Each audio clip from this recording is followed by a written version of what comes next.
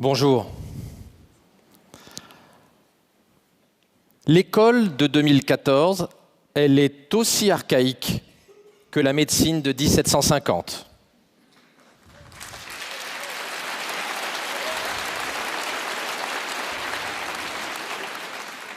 L'école n'a pas évolué depuis plusieurs siècles. Il y a quelques petites différences.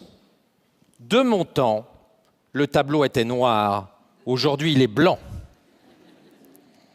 Cet immobilisme de l'école est aujourd'hui intenable pour trois raisons. La première, c'est que la guerre des cerveaux a commencé. Nous avons voulu une économie de la connaissance. Nous l'avons. Et dans une économie de la connaissance, le seul carburant, c'est le neurone, l'innovation, le quotient intellectuel. Dans le monde des algorithmes, des inégalités incroyables se créent entre les gens les plus innovants, les plus doués et les gens moins doués. Un exemple absolument caricatural résume bien cette situation. WhatsApp, 55 salariés, 4 ans d'existence. Ça vaut 19 milliards. Peugeot, plus d'un siècle, plus de 100 000 salariés. Ça vaut 12 milliards de dollars.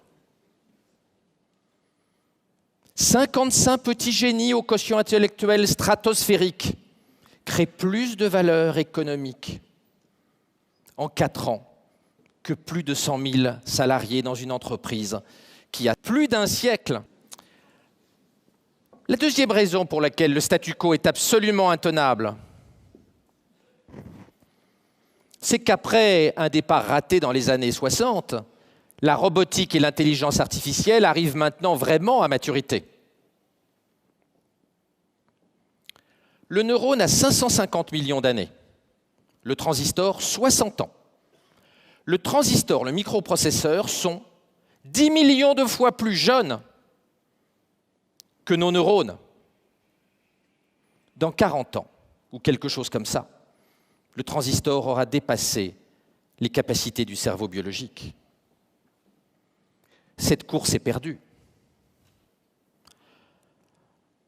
Entre l'ENIAC, à l'issue de la guerre, fondé par le génial Turing, et ses 350 opérations par seconde, et le Tian-2, qui fait 33 millions de milliards d'opérations par seconde, et le milliard de milliards d'opérations est pour 2019. Il y a un saut extraordinaire. Cette explosion de la puissance informatique permet aujourd'hui l'émergence d'une robotique de deuxième génération, dont Google est le leader mondial. Google qui a racheté 8 des plus belles entreprises mondiales de robotique. La Google Car n'est d'ailleurs qu'une forme particulière de robot. La Silicon Valley est très optimiste sur l'intelligence artificielle. Ray Kurzweil, l'ingénieur en chef de Google, nous explique qu'en 2045, l'intelligence artificielle sera 1 milliard de fois plus puissante que la réunion de nos 8 milliards de cerveaux dans 30 ans.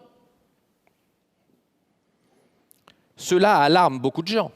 Bill Gates, qui n'est pas connu pour être un plaisantin, estime qu'en 2035, c'est-à-dire dans 20 ans, aussi près de nous que la mort de François Mitterrand, la moitié des métiers auront été remplacés par les automates intelligents, issus de la fusion de l'intelligence artificielle et de la robotique. Il cite même les infirmières dont il prévoit qu'elles seront remplacées par des automates à cette date-là. Une immense crainte se fait jour. L'éducation n'est pas adaptée à permettre à nos enfants de lutter face aux automates de deuxième génération. La troisième raison pour laquelle le statu quo est impensable à l'école, c'est que la société de demain n'acceptera plus les inégalités de quotient intellectuel. En moyenne, dans cette salle, vous avez 130 de quotient intellectuel. La moyenne française est de 100.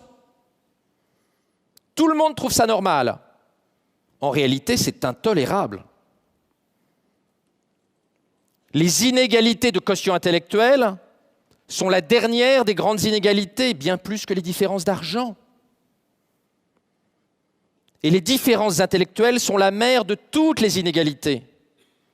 Entre les gens les plus doués et les moins doués, il y a 14 ans de différence d'espérance de vie, un écart de revenus de 1 à 15, d'immenses différences de catégories sociales, de diplômes et d'accès à la culture. En 1750, on acceptait qu'un enfant pauvre meure dans la rue sans soins. Aujourd'hui, c'est intolérable. Aujourd'hui, nous acceptons des inégalités énormes de capacité intellectuelle. La société du futur ne les acceptera plus.